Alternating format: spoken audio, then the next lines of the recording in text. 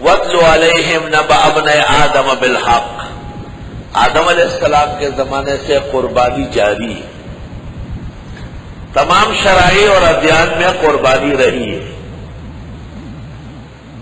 خاص کر ابراہیم علیہ السلام کا ایک بیٹا جوار کعبہ میں ذبیح ہوا، جنت سے مینڈا آیا اسماعیل علیہ السلام، اور ایک بیت المقدس میں ذبیح ہوا اسحاق علیہ السلام کے بدلے میں، جنت سے مینڈا آیا۔ فیض الباری صفحہ 165 جلد اول۔ قربانی اسلام کے محتم شان مسائل میں سے ہے۔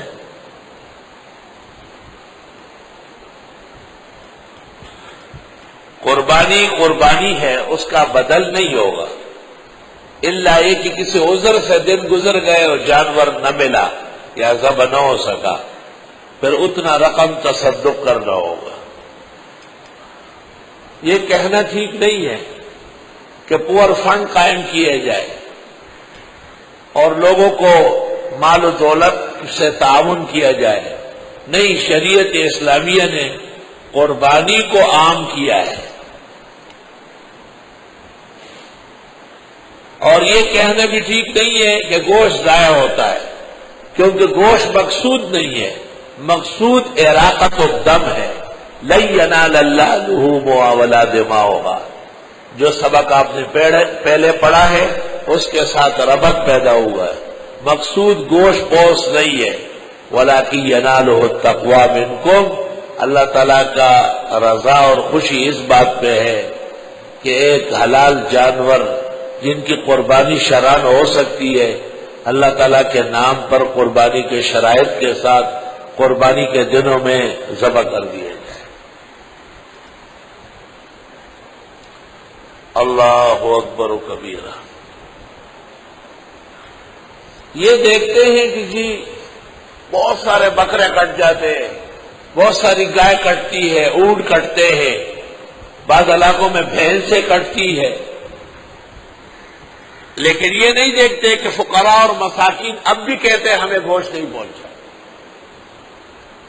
لاکھوں کی تعداد میں کراچی میں ایسے گاؤں اور اطراف اور گوٹھ موجود ہے جنہیں قربانی کے دن بھی گوشت مانگنا پڑتا ہے۔ معلوم ہوا ہے کہ شریعت کی حکمت متعالیہ ہے اور تقسیم لحم اب بھی اس کی ضرورت زیادہ ہے، اور اعتراض فضول و بیہودہ ہے۔ پھر یہ دیکھتے ہیں کہ جی جانور بہت زیادہ ضائع ہوتے ہیں،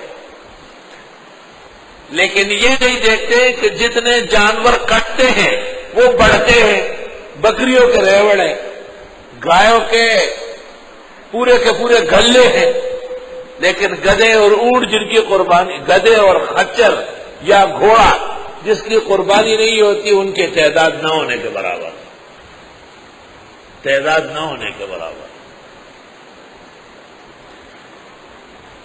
پھر ایک بکری اور گائے نہیں جو کٹ رہی ہے، اس کے لیے بیج ڈال کے فصل اگاتے ہیں، چارہ چاہیے، چارہ کھلانے کے لیے برتن بنیں گے، جانوروں کو باندھنے کے لیے رسیاں، پٹسن لگایا، جنجر لگایا، ان کے لیے گاڑیاں خریدی گئی، گاڑیوں کے اندر مزدور رکھے گئے، فصل کاٹنے کے لیے، منڈیوں تک پہنچانے کے لیے، بھوسا سنبھالنے کے لیے، ان کی موری اور کھر بنانے کے لیے، اور پھر منڈیوں میں جانوروں کو سجانے، پانی پلانے، خدمت کرنے، وہاں سے لانے، گھر کھڑے کرنے، کتنے لاکھوں امتی کام میں مصروف ہو گئے۔ قربانی کیا ہے؟ حکمت اور اسرار کا گنجینہ ہے۔ صرف آپ نے گوشت اور وہ سمجھا ہوا ہے اس کو۔ ناکارہ عناصر نے غلط اعتراضات کیے، بیہودہ اعتراض ہے بالکل۔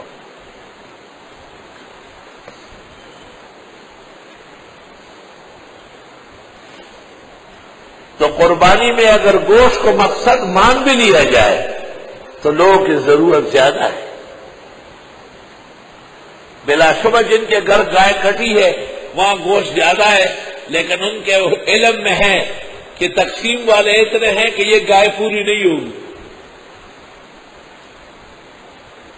مجھے ایک سیٹ نے ایک زمانے میں فون کیا کہ آپ معلومات کریں کہ کن کن علاقوں میں گوشت چاہیے۔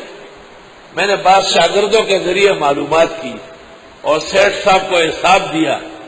جواب اس نے مجھے یہ دیا کہ اس کے لیے تو کم از کم 32,000 گائے چاہیے، 32,000 گائے۔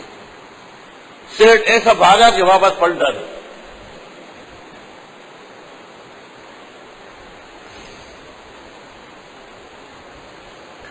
میں نے اپنے ایک دوست کو فون کیا کہ قربانی کے گوشت رکھنے کے لیے ڈی فریزر چاہیے۔ اس نے کہا کتنے؟ میں نے کہا 10۔ اس زمانے میں کتنی گائے رکھو گے؟ میں نے کہا 40۔ کہا اپنی ضرورت کتنی ہے؟ میں نے بتائی۔ کہ تمام گائے سال بھر میری طرف سے کٹے، ڈی فریزر کی کوئی ضرورت نہیں، تازہ تازہ کٹوا کے طلباء کو کھلاؤ۔ پرانا گوشت ہم نہیں کھاتے، ہمارے طالب علم کیوں کھائے؟ فللہ الحمد اولا وآخر۔